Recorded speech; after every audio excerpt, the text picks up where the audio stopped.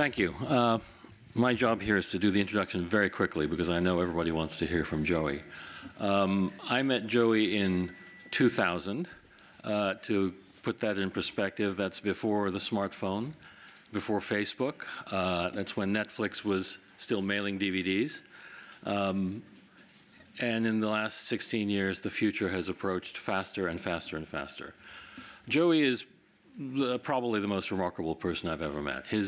Certainly his ability to explain technology, his ability to explain how technology affects us and affects society is really what makes him one of the most interesting people to hear and one of the most interesting people to listen to.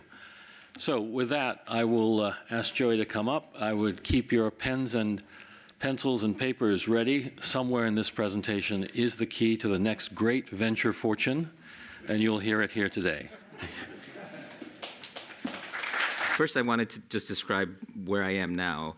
I was once the new director of the Media Lab. I'm now going on to my 6th year, so they don't ask me how I'm doing anymore, so I think that I'm no longer the new director.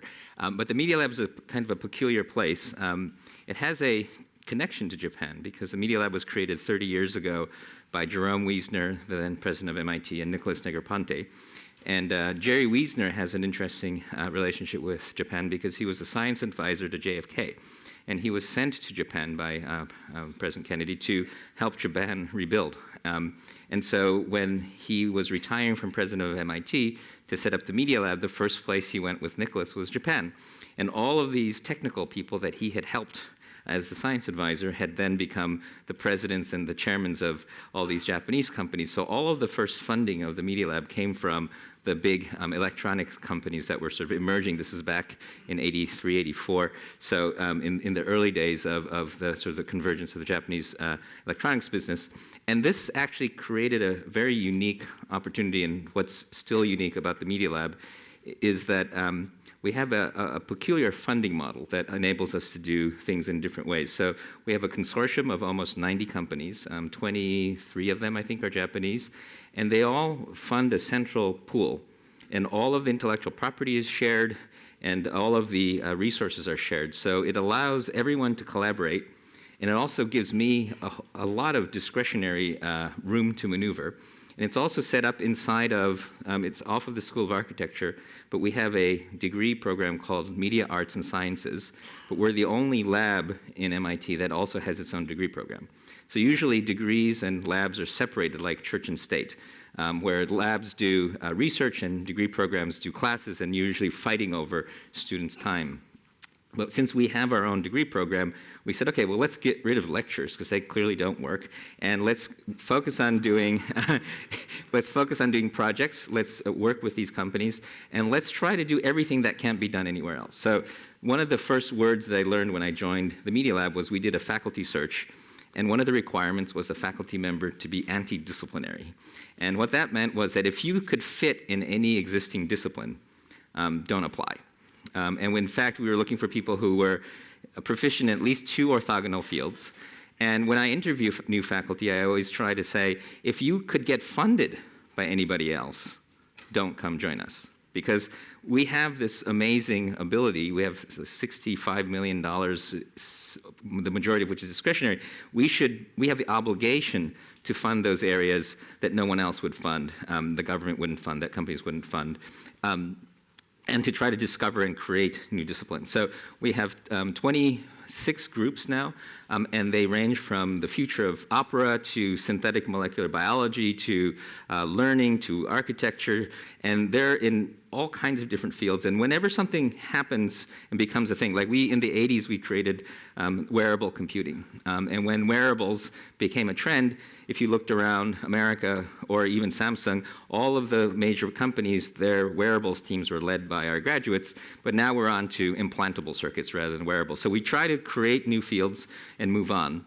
And the agility is really key for us. And so the reason I talk about the Media Lab and the book and the history is that the DNA that Nicholas and Jerry Wiesner created 30 years ago at the Media Lab, which was this always looking for that orthogonal thing, that thing that was different from what we were doing, is actually the same sort of principle of the internet and the same principle, this kind of DNA that keeps the Media Lab alive 30 years later. And the point is the Media Lab is probably more of a process than it is a specific field, which is also, I think, really key in thinking about how to survive as the world keeps changing, is to try to think about what you as an individual or you as an organization, what principles and processes can scale across time rather than thinking about the specific assets. So let me go into that.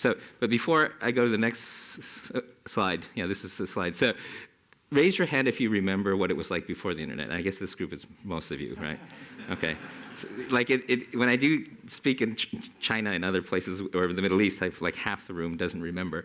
But if you remember before the internet, when we had fax, I call it BI, before internet. So life was relatively simple. And we had, you go to school and you study and you get your MBA and you become a banker. And most of your adult life was, you would meet new people, but the job tended to be relatively similar and you would repeat. And a lot of things were predictable, like economists could actually often predict what was going to happen. And then the internet happens. And suddenly everything is very complex. Those Newtonian laws turn into local ordinances. And those rules are not replaced with other rules. Things just become hard to predict. And what's interesting is a certain set of companies still survive. A new set of companies emerge. And there are a lot of principles that have changed. And mainly what I want to talk about, and it's not just the internet. I think the internet was a first piece in a general trend that I want to talk about. And we can, I think, learn from how internet companies have thrived and to map that into other businesses and other things. So, and these are the principles. I'll go over them. These are actually each of the chapters in the book. But they're somewhat contrarian, non-intuitive, sometimes sort of seem upside down principles that I think you can adopt in order to survive in an unpredictable and always changing and fast-moving world. So the book is actually organized where each of these chapters is a principle, and then we have stories that go through and describe them. But let me try to talk about a few of these. So first of all, this is my bathroom in the early 90s. I think this is like 92. This is also the first commercial internet service provider in Japan.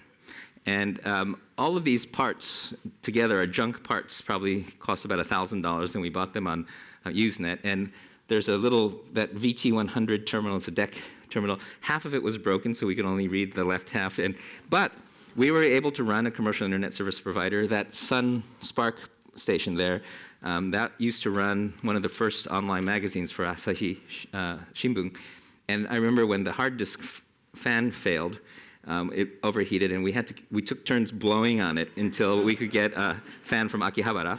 And this is called best effort. This is what made the internet work, was we could get the cost to nearly zero as long as we made the best effort. At the same time, the telephone companies were building not similar, but points of presence for the internet, but they were spending millions of dollars. So what the internet allowed, because of its loose set of principles, and this device from NTT is the only thing that actually had to be approved. Everything else could be junk. And this drove the cost of communication to nearly zero.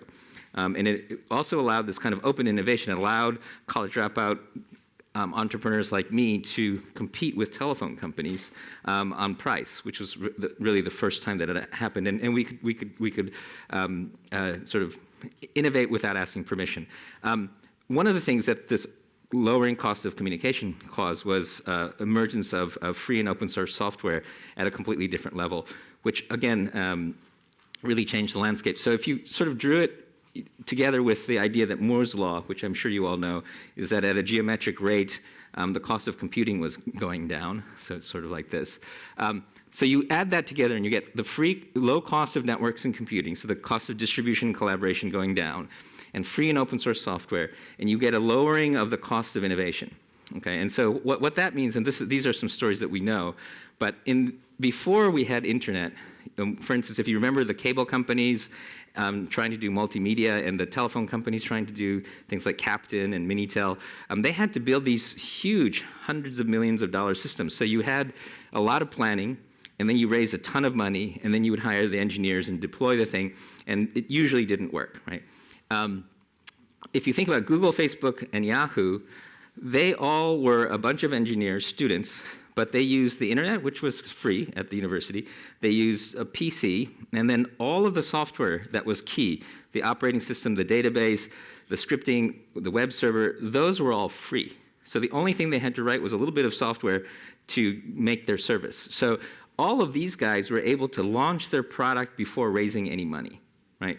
And then they went and raised money. So if you think about Google, they raised $50 million even before they had their ad system figured out, so before the business model.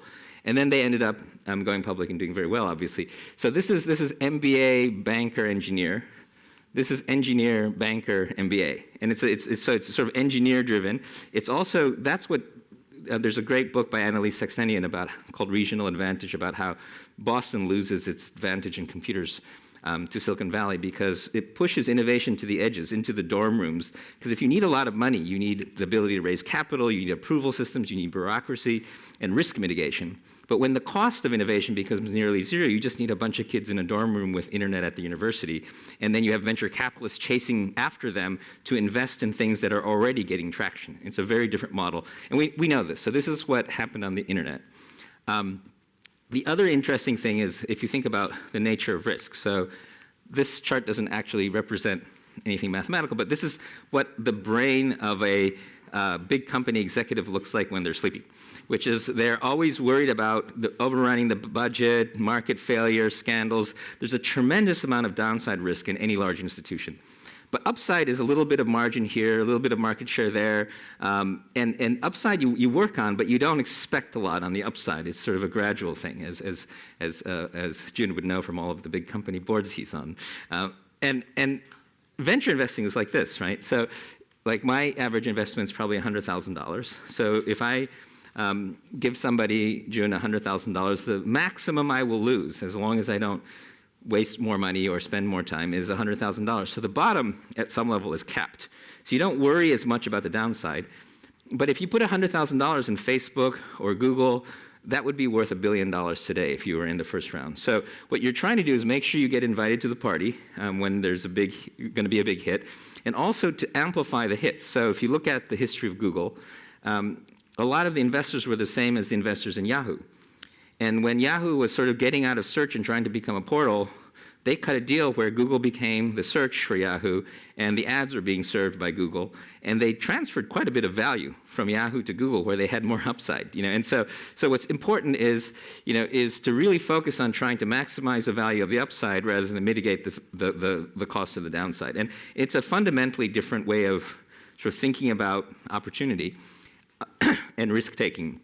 Now, you can do this in one company. I think large companies can have this kind of innovation on the edges, but it's very difficult to do in your core. The other important thing is agility, which is the ability to change course very quickly. So this is one of my favorites. You can get this at Internet Archive. But in 2005, this is YouTube. I'm male, seeking everyone between 18 and 45, upload video. So YouTube in 2005 was a dating site with video. And it didn't work very well. So they very quickly shifted to video Flickr, which didn't work very well. And then MySpace was emerging very quickly.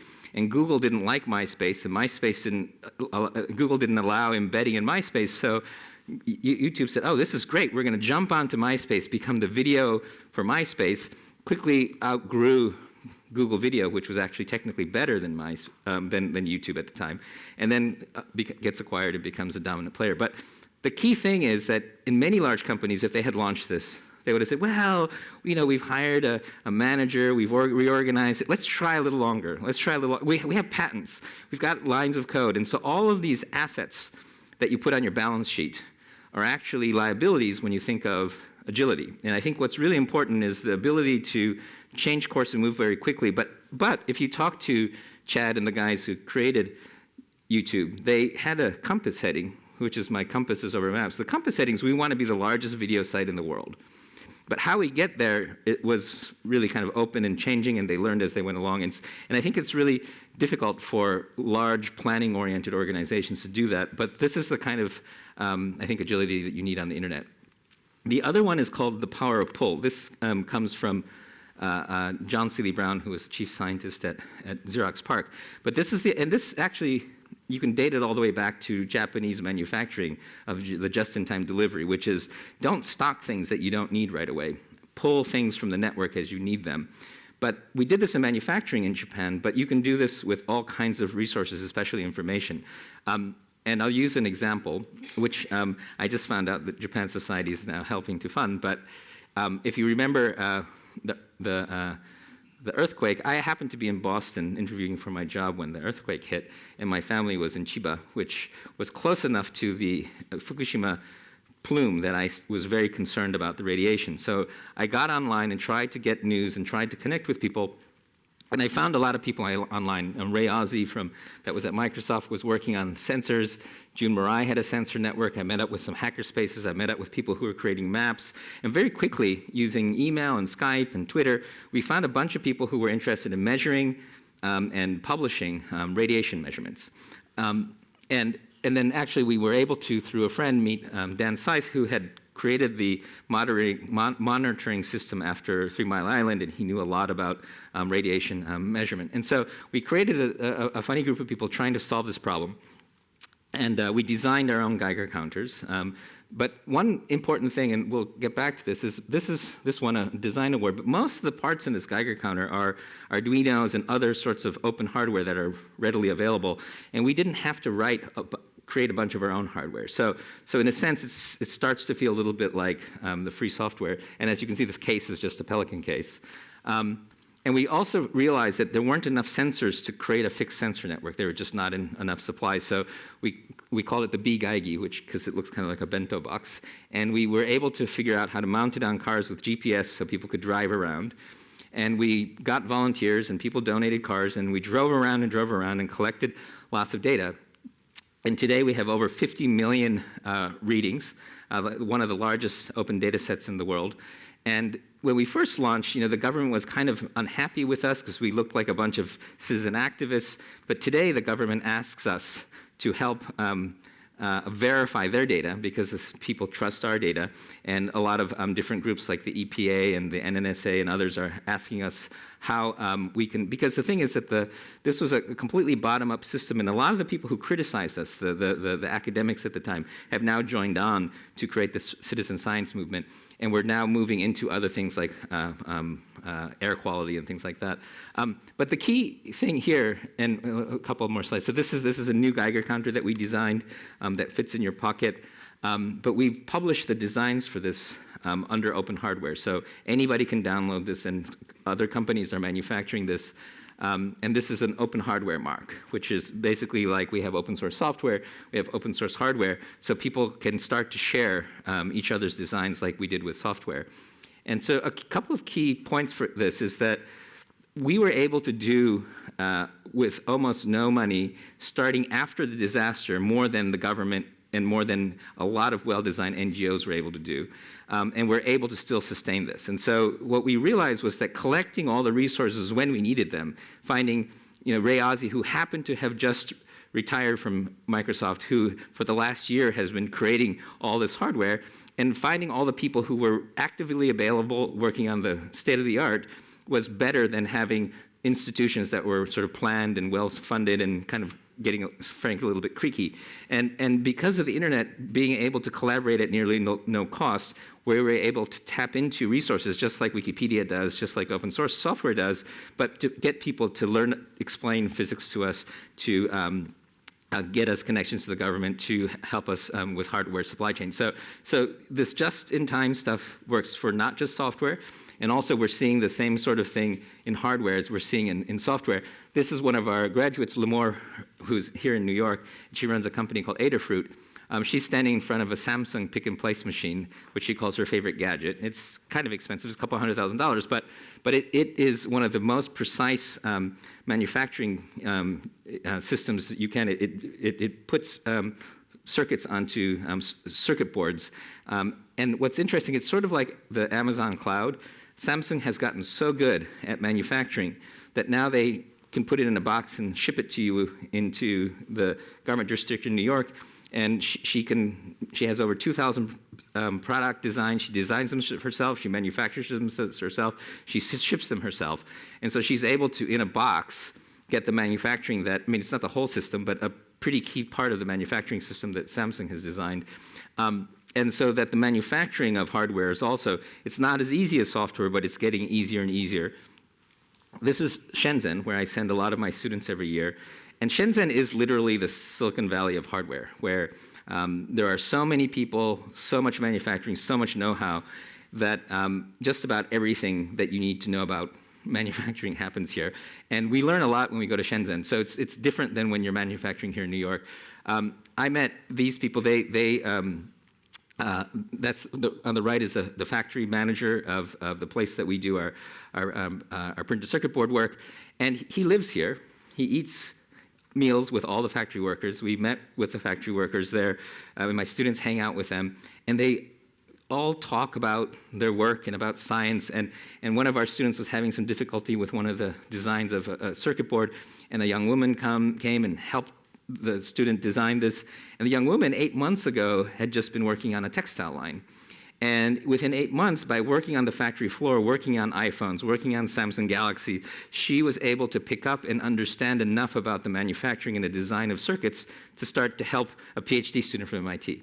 Right? And so what's really important when you think about the capacity of Shenzhen, it's not just about the companies, it's not just about these, it's not just about higher ed. It's the capacity to turn very smart, very skilled labor from textiles into electronics. And the other thing is, which is important, is when I met them, I actually cried when I called home after meeting them, because it wasn't about the money. They were really, like in Japanese, we often talk about monozukuri, right? Like this kind of Japanese craft. They were in love with their craft. And whenever you ask them for something that they can't do, they never say no. They say, maybe my aunt can help you, and let's try this, and let's try that. And they reminded me of what it must have been like to be at Toyota or Honda after the war, really building the first Japanese industrial companies. The biggest difference is that there are thousands of these. And they make everything for the world, not just Chinese products. And so to me, when I met these people and met all the young people in the factory and ate lunch with them, I realized that this was something this was kind of a workforce and an ethic that really couldn't be duplicated anywhere else. And so that was a big shock for me.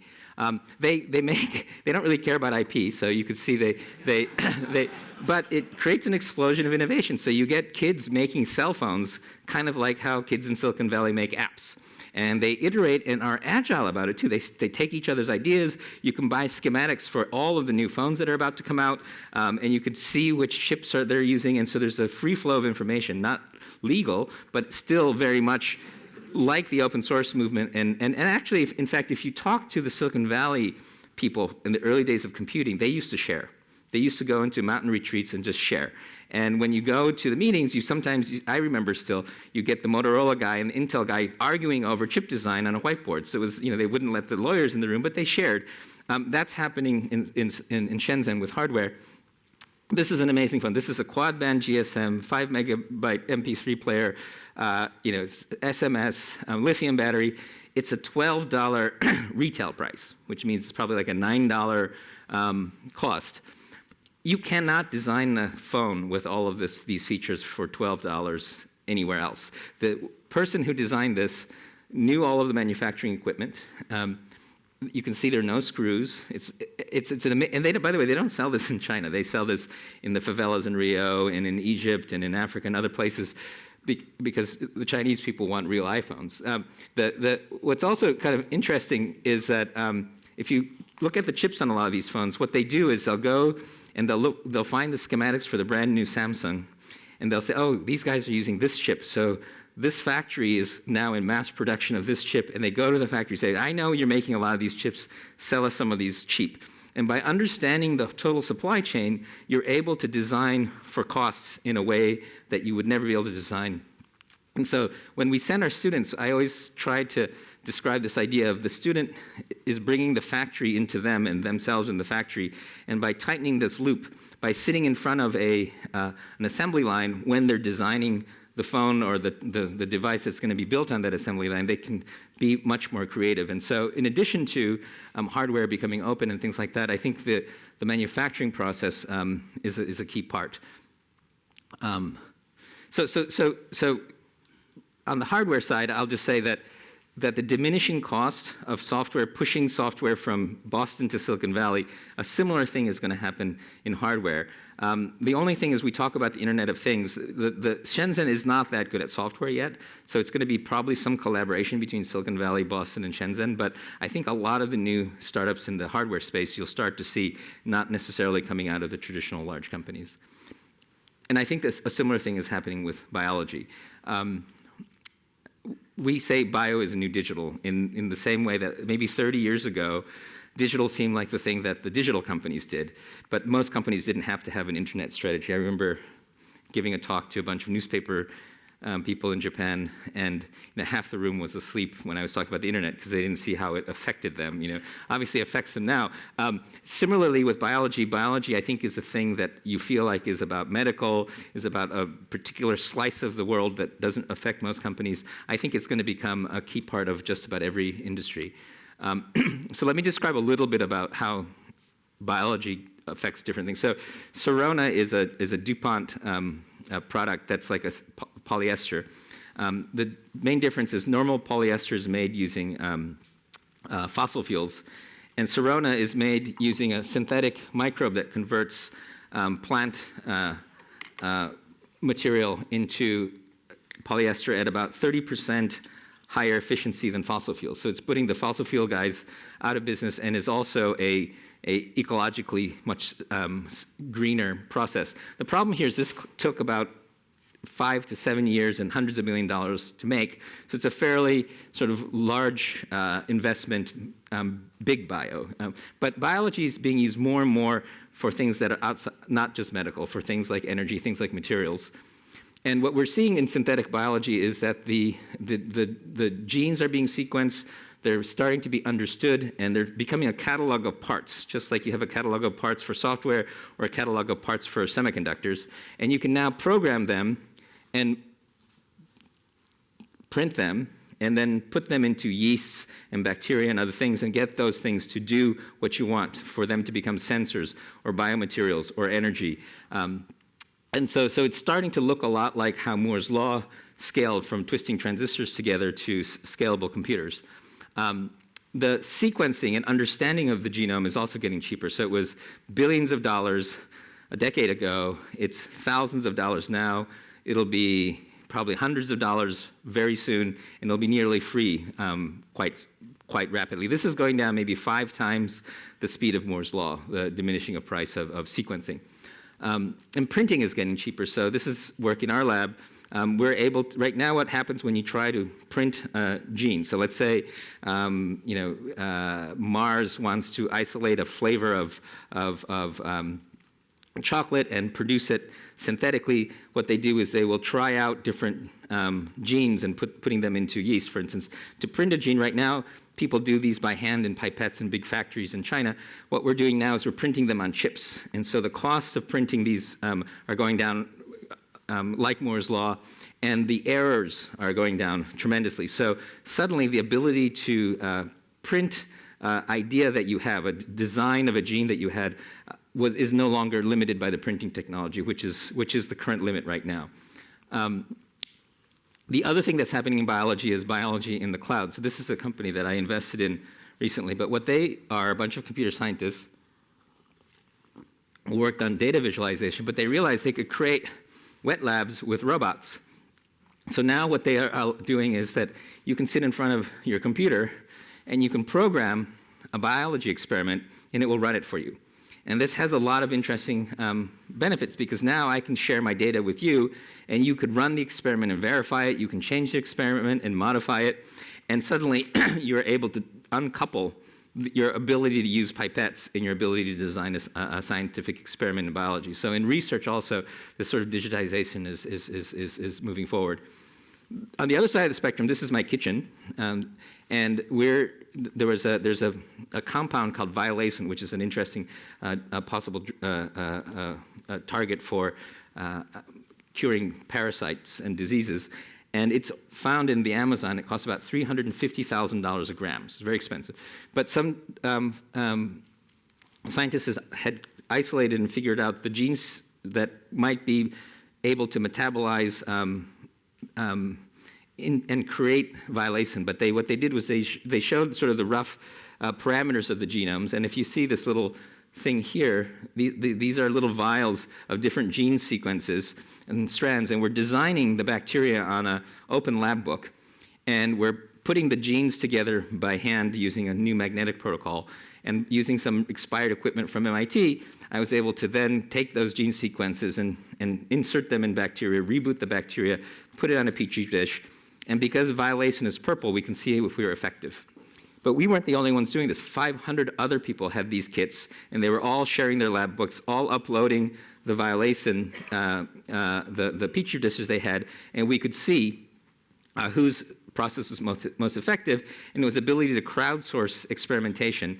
And something that would have been a Nobel Prize, a couple decades ago is now a kitchen top exercise, and the ability to actually design a new life form and actually make it function in one day is something that we can do. And so what's happening, this is the International Genetically Engineered Machines Competition, or IGEM, which is a spin out of MIT.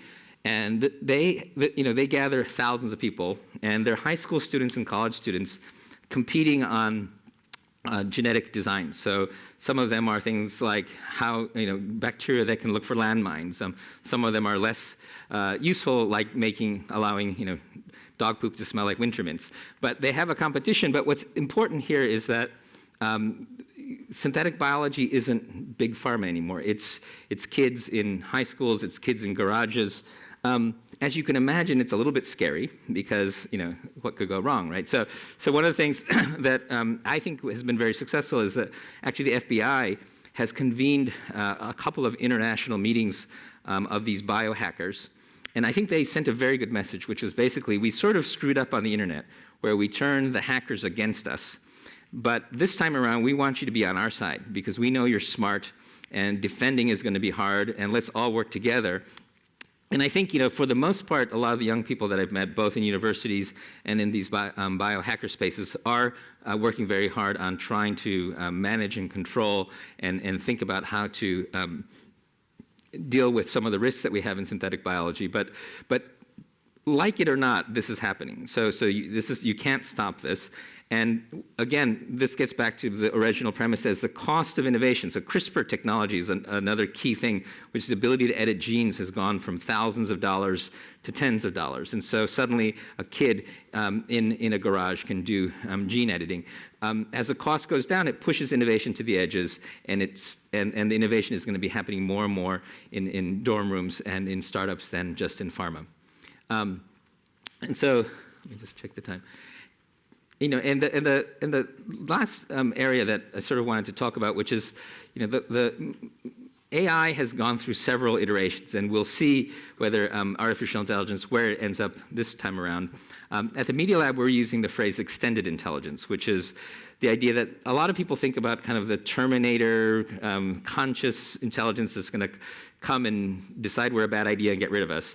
I think that's less likely. I think there's a guy named Pedro Dominguez who wrote a book, and his quote is, "I'm less afraid of a superintelligence coming to destroy us. I'm more afraid of stupid intelligence has already come and we haven't noticed it."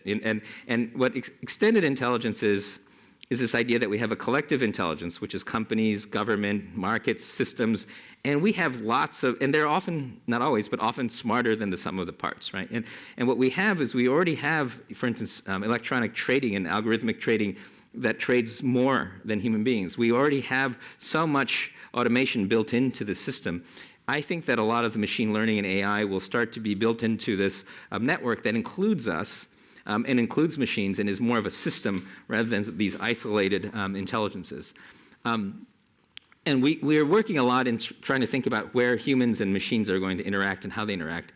One is the self-driving car or the autonomous vehicle, which everyone knows a lot about these days. One of the things I think that's important is to understand how are they going to be programmed and who's going to be liable.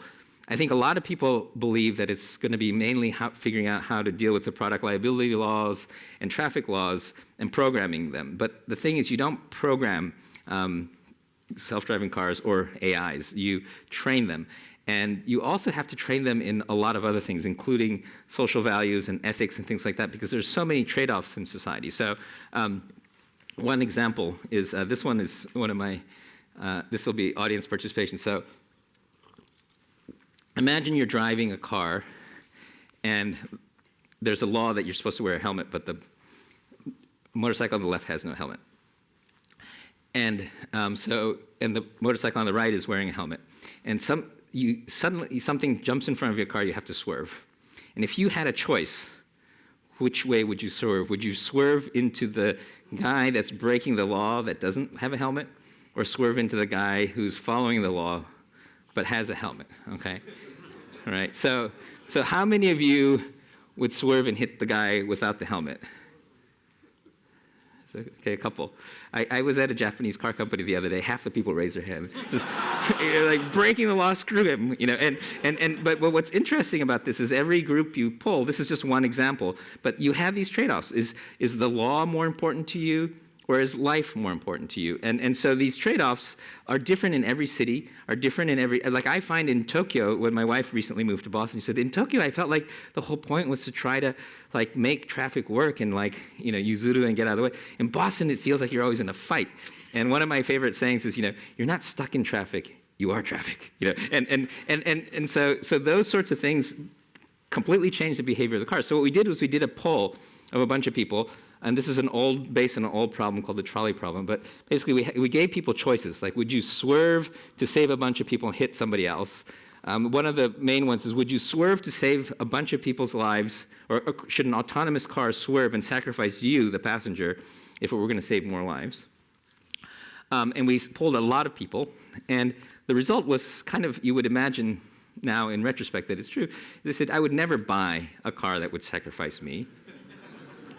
But everybody else should, right? And so this is where you realize the dilemma of the societal values let's say, utilitarian society and that we found in most countries, versus the market, right? So if you're a car company, you're trying to sell these things, you're going to try to get the passenger to buy what they want. So then it becomes, how should regulations work? How should these things be designed?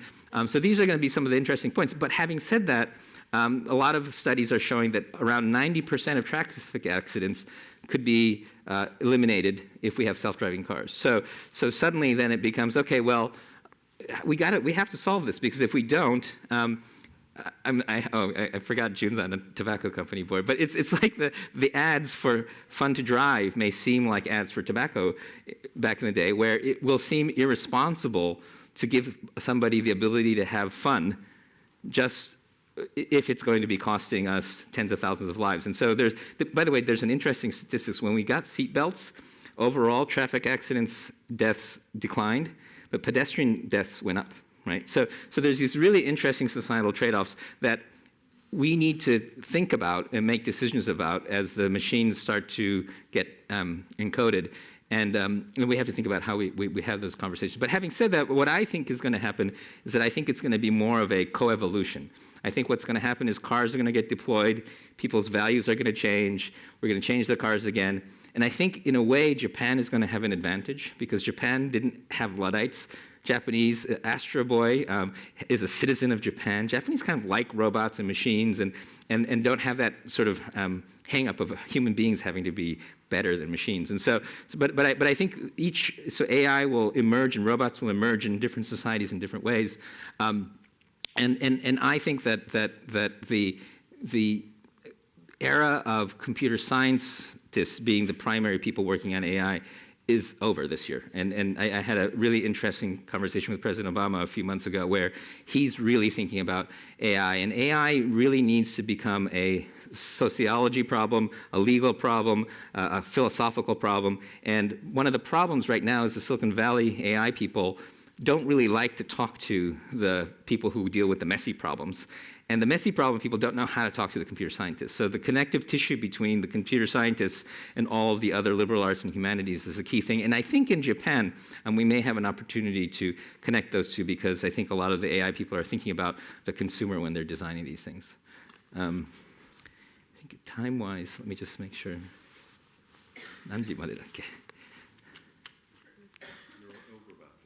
Okay, so let me just end on this slide then, and so I guess the point here though is that I think many of you in the room are probably not biologists. You're probably not computer scientists thinking about AI, but I think whether we're talking about the ethical considerations as well as how it impacts your business, this really is a time where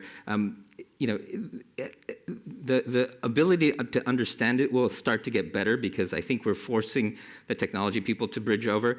But I think being able to understand and play with the tools, and I guess this will be my last point, is in industries where the creative people have access to the tools, like video games, where the creators also built the tools, the business models and the format can evolve very actively. So video games went from coin operation to CDs to internet to subscription to item sales. But other industries like television or print, where the tool builders and the content people were separated, it starts to stall out, because the people who are creative on the content side aren't creative on the technical side. And right now, I think, is a time when we have to bring this technology into society. And so instead of running away from all the new technology, I think we all need to embrace it. Thank you. Yes, sir.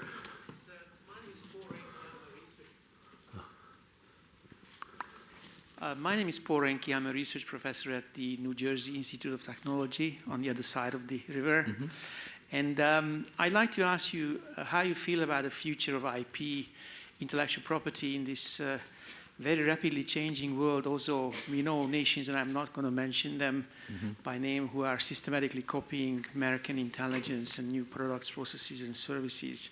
How do you see this in a realistic world? Yeah. So when I got to the Media Lab, I did a study on the intellectual property policy that we should have.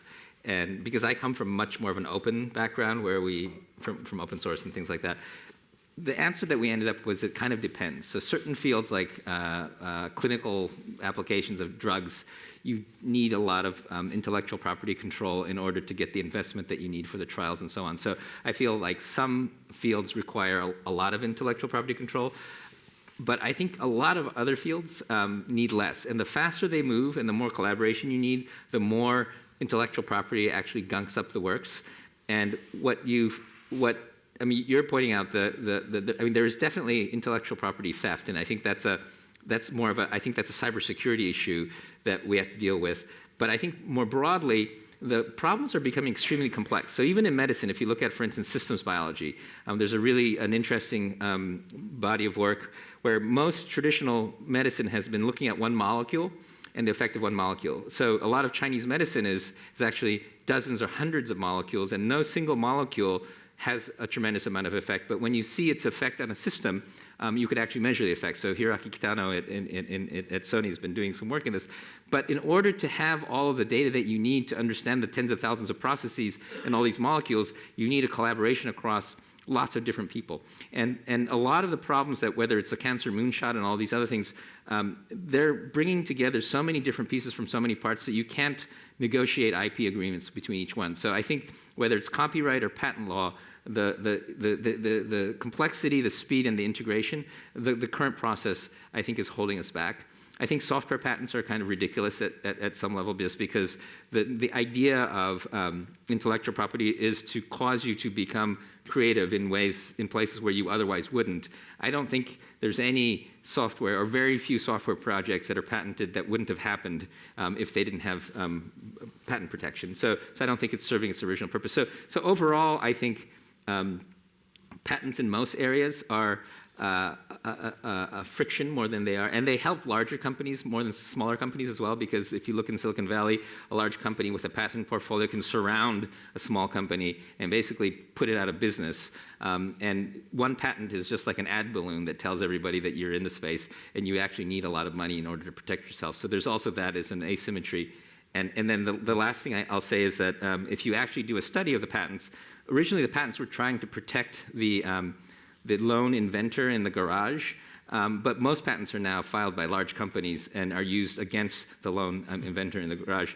And I think the fix for it, by the way, and I'm not answering your question about the theft so much, but I think the fix actually is, and it's going to be hard to do, is the problem is it's cheaper to file a patent than it is to overturn one.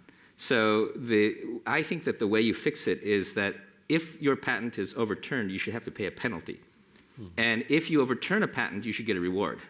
And again, the people who believe in this lone inventor in the garage worry about the risks to the lone inventor, but that's actually not, in fact, what's happening with patents. Large companies have filed patents on papers that my students have written. And I can't go after them because I don't have the money. I can call them up and threaten them. And because I'm MIT, they sort of listen to me. But they will, it's just so much, so that asymmetry, if we could fix that, I think a lot of the problems would go away. Please. Ito-san, thank you so much for your wonderful insight. My name is Katsuo Takeda, Morgan Stanley. My question is about AI and Zen. And then I know a lot of studies have been done for Zen, neuroscience. And also I understand that AI's intelligence will exceed human being in a short time.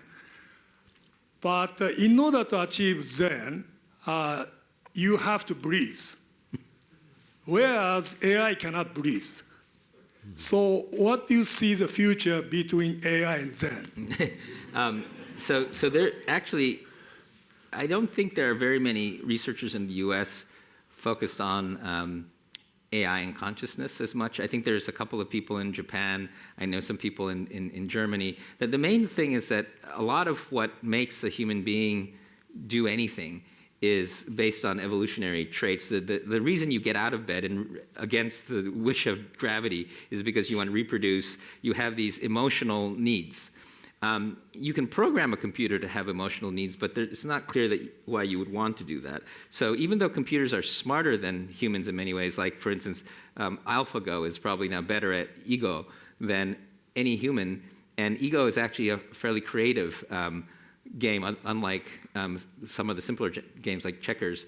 There are more moves in Go than atoms in the universe, so you can't calculate anything. So it's actually quite creative, but it's not emotional. That's why AlphaGo is so good, is when Lee So-dul, who was really good at making people feel threatened, AlphaGo just could play. And so I think the thing that's interesting about Zen is about sort of transcending a lot of those human emotions and feelings. So in a way, AIs are sort of from the beginning kind of Zen, right?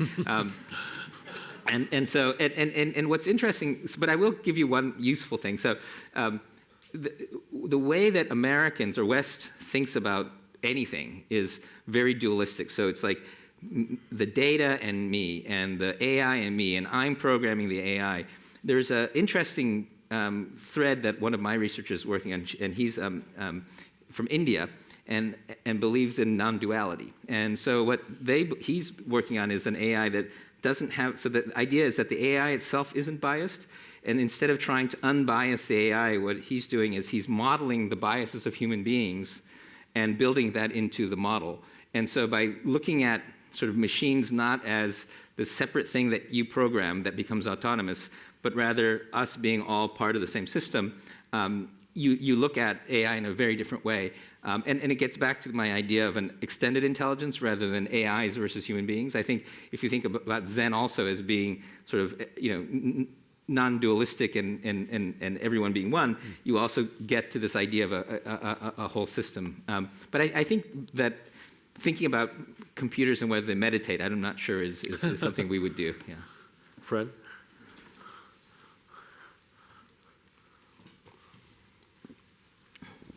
Fred Katayama of Thomson Reuters and a board member of Japan Society. I have a two-part question based on the election.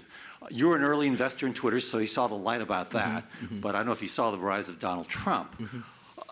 Could Trump, with his populist platform, have won if Twitter had not been in existence? And two, the other big theme was inequality in the election. With your vision of extended intelligence,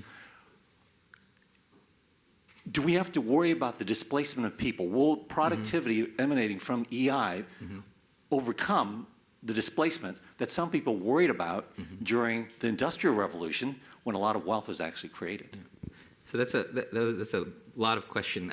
So I think that we do a lot of analysis of Twitter data. I think we have the largest capability of analyzing. We have every tweet in the history of Twitter and everything occurring in real time, and we know all the metadata. So we could see everything that was going on. The fact that mainstream media wasn't connected at all to the Trump supporters, we could see that. We created a project called Electome, where we're giving the campaigns and the journalists all the real-time information on their disconnects between the people and what they were saying. They roughly ignored it, but now maybe they'll pay attention. I'm on the New York Times board, so I have to be careful about talking about my own field. But it's definitely, the media has become the battleground. So the media used to be about the battleground. The media is now the battleground. And I think one of the biggest mistakes that journalists are making is they've become the news and they haven't realized it. So if you see a lot of and a lot of what the whole sort of trolling thing is about is to try to get the media to do something. And the media thinks they're reporting on the trolls when the trolls are just manipulating the media. And Donald Trump really gets that dynamic. And so whether he, and by the way, a lot of the trolls and the activism is fairly well coordinated. It's uncertain how much Trump was coordinated, but he grasped this architecture. And in fact, I would say that he's much more proficient with the things I talk about in my book than the Democratic campaign was. And so I think that the Democrats played a traditional playbook in sort of the BI world when life was predictable, right? And Trump was much more AI. I think that on the future of work, I think, so a couple of things key there. I think Silicon Valley's at risk of, or they're already kind of becoming somewhat of a bubble. And we talk about moonshots, but right now moonshots are either government projects or they're billionaire dreams. And if you remember, the original moonshot had kids in Iowa building model rockets. I mean, the original moonshot was an optimistic view of science by all of America. And all the current moonshots sort of leave rest of America out of the picture.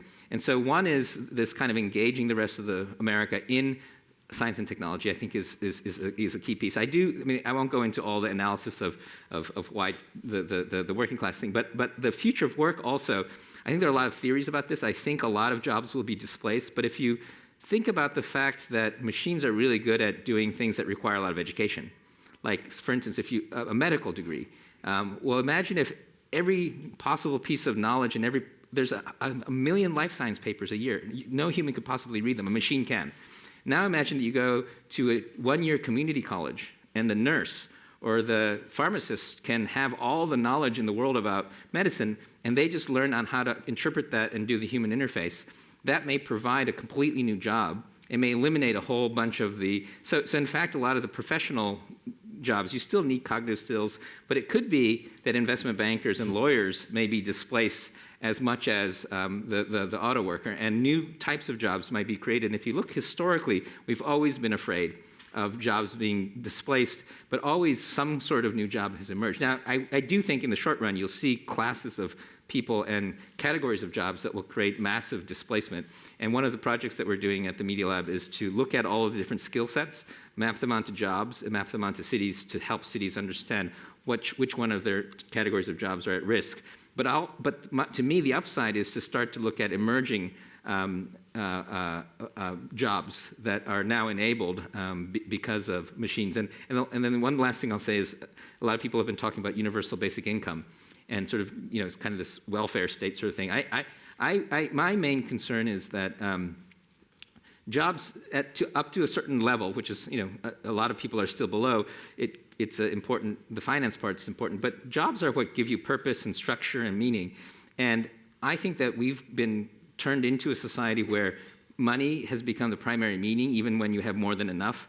And I think that it's actually the right time to start thinking about the arts or academia or even if you think about like Athens, civics as something that you can do for your purpose rather than just making money. Or even like we don't calculate parents into GDP. Maybe we should be spending 10 times as much energy working on our kids than working in a factory. And so I think that if you tie universal basic income together with the building of institutions and structures for giving people purpose, then I think it's okay. Without that, I think I worry that you get kind of this purposeless sort of Wayne's World kind of situation.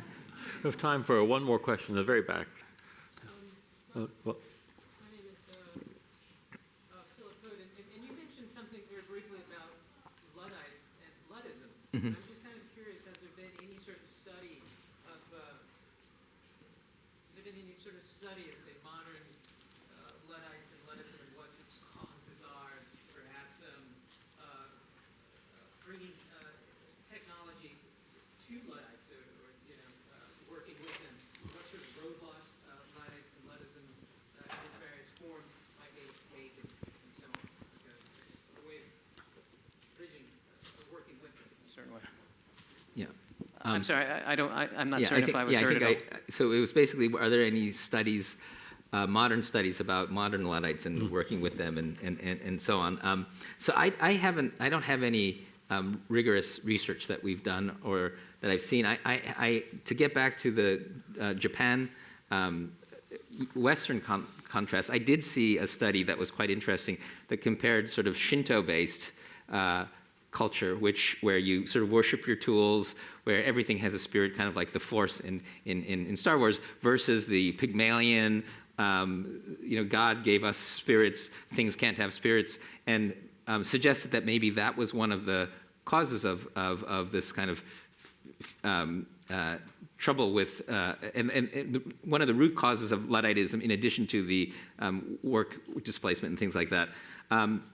And it will be interesting, and when I look at again,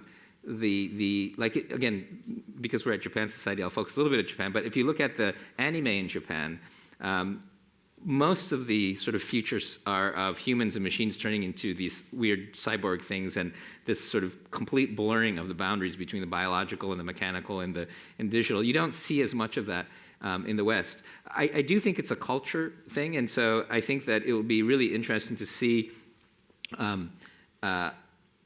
how these technologies are introduced. So a lot of work has been done. Sony's funded a lot of this work too on how different cultures interact with robots, and it turns out they're very different.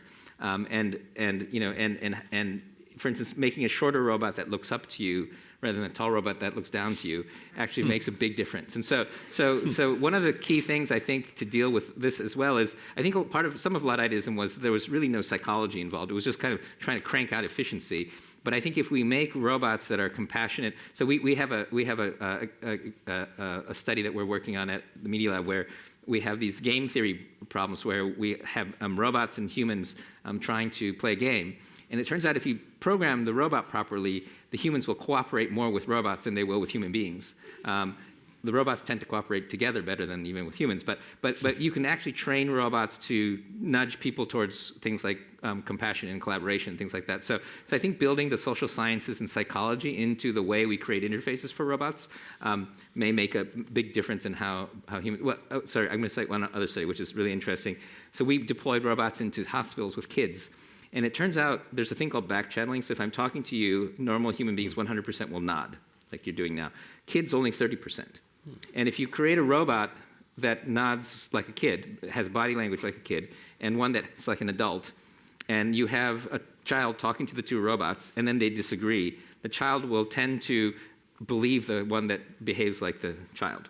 And that there's a lot of really interesting social cues in psychology, and by tuning the robots to have the right body language, you can also create compassion and openness. And in fact, the kids like the robots more than the nurses because they weren't judging. They were there 24 hours a day. And they were much more likely to take medicine when the robot was in the room than when they were just being dealt with by human beings. So I think a lot of this has to do with design as well. Well, thank you very much for coming, and there will be a reception upstairs. Thank you.